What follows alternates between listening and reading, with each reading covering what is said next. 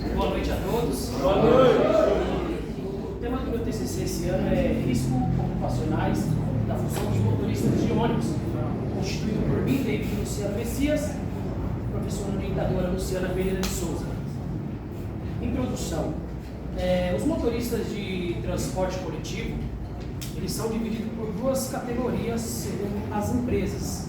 Essas categorias são área interna e área externa. Na área interna nós encontramos má iluminação. Essa má iluminação, muitos vão ter essa característica de não saber o que eu estou falando. Normalmente quando entramos dentro de um ônibus, nós vemos que o ônibus sempre vai estar no período da noite apagado a luz dianteira.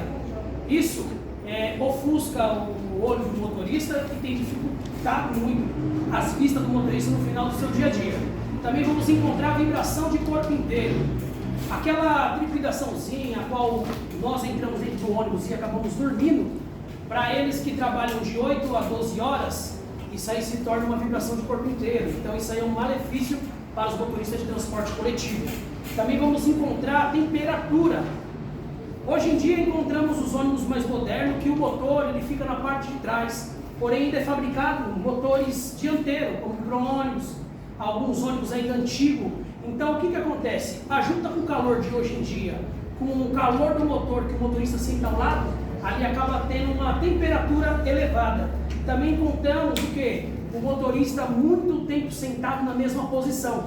Normalmente o motorista, quando ele termina a sua rota, assim que ele chega, devido ao trânsito, devido à circunstância que ele enfrenta, quando ele chega no seu ponto final, normalmente o passageiro sobe, ele já pega e volta tudo novamente. Ou seja, ele não tem um momento de descanso, né? Pode passar para o próximo, por favor. Justificativa. Fazer uma análise preliminar dos riscos e possibilitar a redução dos riscos no ambiente até dos acidentes de trânsito. Estudar é importante para garantir a segurança do motorista e dos terceiros, como pedestres e também os passageiros. A profissão, ela não tem uma norma regulamentadora, mas podemos usar a NR17, que se trata do quê? Temperatura, ruídos, iluminação. Pode passar para o próximo, por favor. O objetivo geral é melhorar a qualidade de vida do motorista de ônibus no seu ambiente de trabalho. Próximo, por favor. E os objetivos específicos é o quê? Verificar as condições de trabalho do motorista de ônibus, apontar as melhorias nas condições de trabalho e minimizar o impacto da profissão na ergonomia do motorista e do ônibus de transporte coletivo. A metodologia que foi aplicada, utilizamos através de Google Forms, né? Eu vim de outra ETEC transferido, então a metodologia que eu usei foi diferente. Nós fomos pessoalmente, eu fui pessoalmente, naquela época eram mais pessoas. A gente foi lá na época pessoalmente e entrevistamos os motoristas de transporte coletivo. Conseguimos 26 colaboradores e ali conseguimos identificar o que eles mais reclamam, o que mais tem atrapalhado a sua vida. E também usamos o Google Forms também para comparar e conseguir combater através dos artigos. Próximo, por gentileza. E o desenvolvimento. Riscos ocupacionais da função do motorista. Conseguimos comprovar que realmente a profissão do motorista ela é muito perigosa, porém ainda os maiores riscos estão dentro das indústrias.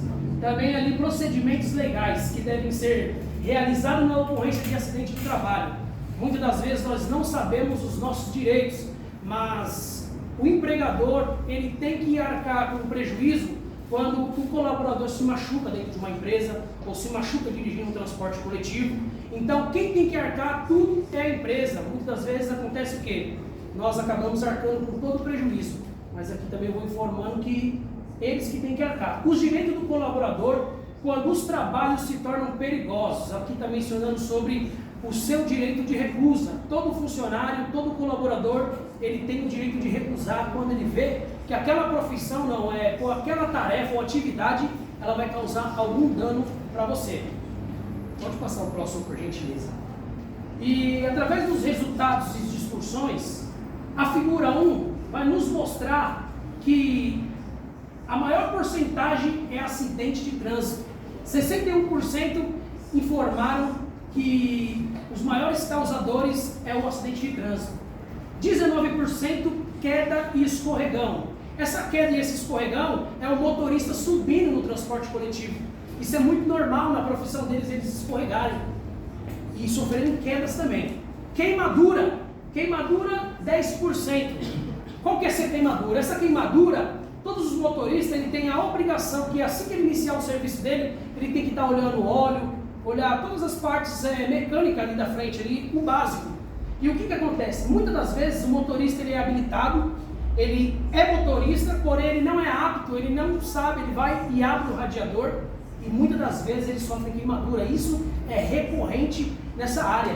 Também encontramos o atropelamento. Nessa mesma empresa a qual eu fiz o levantamento, mês passado, muitos creio que viram, foi passado em todas as imprensas o quê? Que houve atropelamento de um motorista dentro da garagem. Isso também é recorrente. Normalmente o motorista que deveria respeitar a sinalização, ele acaba também sendo atropelado dentro da garagem de ônibus. Pode passar para o próximo, por favor. Figura 3. Pessoas que sentem problemas psicológicos causados pela profissão. 59% alegaram que não sentem problema psicológico, mas 41% dizem que sim. E 41% é um resultado muito alto. Portanto, deveria ser mais aplicado aí uma terapia ou um psicólogo para esses profissionais da área, porque eles transportam pessoas. Figura 4. Dores mais frequentes apontada pelos participantes da pesquisa. Dores nas costas, 46%. Dor de cabeça, 10%. Dores nas vistas, como eu mencionei no início, 14%. Braços, mãos e punhos, 15%. E dores nas pernas, 15%. Considerações finais. O presente trabalho ele buscou demonstrar quão nocivo é a profissão do motorista de transporte coletivo. E a detecção e a verificação dos riscos nos garante a segurança não só do colaborador, mas sim também dos terceiros, ou seja, dos pedestres, dos passageiros, visando proporcionar maior conforto de segurança no trabalho, contribuindo para a promoção de segurança de transporte coletivo, para a prevenção de acidentes. E aqui são as minhas referências, a qual eu tirei dos artigos. Pode passar para o próximo e eu agradeço a todos pela atenção.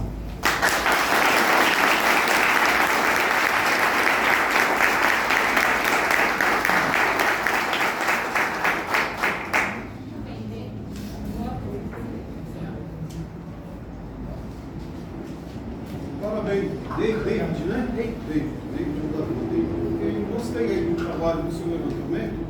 Ô David, diante desse levantamento que você fez aí, eu gostei que você já matou a cobra e mostrou o pau dando as sugestões, tá? Um linguajar popular aí, tá bom? Mas no bojo do negócio, o que você sente aí nessa atividade, os problemas, que sugestões assim, mais resumidas você daria, se você pudesse ter aí uma empresa de transporte coletivo?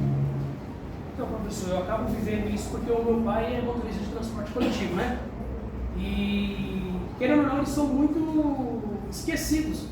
E é uma profissão muito importante, porque ele carrega pessoas. Minha mãe, os seus pais, seus filhos, eles todos, um dia, se não teve, vão ter que utilizar um transporte coletivo. Então, eles são uma classe esquecida.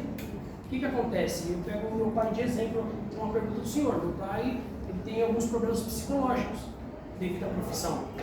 E também eu mencionei o que eles meio que abandonam. Meu pai ele paga a terapia do próprio bolso. Meu pai faz esse tratamento e se eu fosse um técnico de segurança, conforme o senhor perguntou, eu daria essa opção para os donos. Eu falaria para eles que eles investindo nessa área,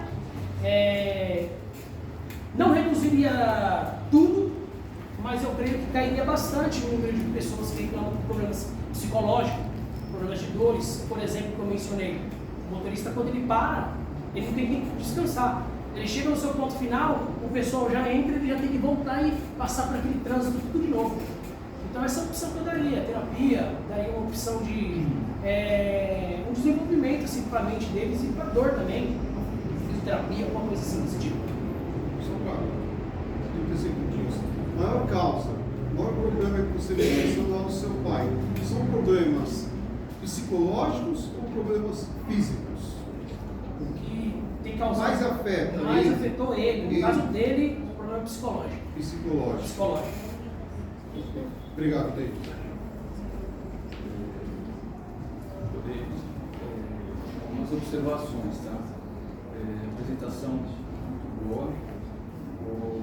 Quando você falou dos riscos, você mencionou eliminação, vibração, temperatura, né? Sugestão, você poderia abordar, fazer uma avaliação quantitativa ou mencionar de alguma forma, né, que esses agentes eles podem ser quantificados ou aqueles que não são qualitativos. Mencionar você poderia se aprofundar. Ok, você já listou 26 motoristas, eu até ia perguntar se você, como que é o seu acesso, se já comentou dos seus bares, né? E um ponto legal que você fez uma estratificação dos acidentes, então você conseguiu fazer um gráfico mostrando as causas principais, né? Quando você colocou ali acidentes de trânsito, quedas, então você, nesse ponto você se aprofundou e conseguiu trazer quais os tipos de acidentes que ocorreram. Tipo também. Parabéns. Obrigado, professor. Grande. Parabéns. Respire. É sempre importante respirar. Tá? Você trouxe diversos dados aí, né? Num linguajar assim bem aberto, né? Bem acessível às pessoas, né? Só que tome cuidado no linguajar aberto quando você for explicar algo para alguém da área, tá? Porque às vezes um linguajar muito aberto, muito acessível, ele traz desvios, beleza? Tá? Você trouxe uma informação que existe o direito de recusa. No ano passado, o nosso direito de recusa ele foi extinto, tá? Se você pegar a nova NR1, você vai ver lá que o direito de recusa está extinto, né? Então, antes existia o direito de recusa e agora, para que esse direito ele seja acessado, é necessária uma avaliação técnica. E essa avaliação ela é nossa. Se o funcionário bater recusa e você fizer uma avaliação técnica e falar, não, o posto está seguro, você assume a responsabilidade pela vida daquela pessoa e o trabalho continua. Tá? Então, seria mesmo mediante a sua aprovação, ele continuar recusando, isso é autoso do funcionário, tá? Questão da falta de treinamento, eu achei sensacional, né? Ele vai lá, vai abrir a tampa do radiador, mas não sabe o que pode acontecer, né? Então, não existe uma análise de risco quanto a isso, tá?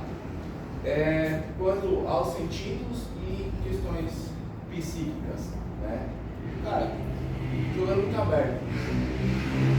Não é porque eu estou na área, não, mas eu achei fantástico, porque assim, a nossa CIFA hoje, ela mudou, né? E incluiu essa parte psicológica. E tudo hoje, para o técnico de segurança, está dentro da psicologia. Na Unesp, hoje, né, estão surgindo professores para cuidar do psicológico de outros professores. Né? Então, para nós, que estamos aí na área, vale a pena refletir sobre. Né? E nós estamos numa sociedade totalmente imediatista, muitas vezes que a gente não suporta, digamos assim, ouvir um não, e você, digamos assim, no seu trabalho você vem falando o contrário, não, precisa de apoio, né? E a partir do momento que eu busco apoio, parece que o mundo, ele se colore novamente, tá? Valeu mesmo, parabéns, obrigado pela sua apresentação, tá?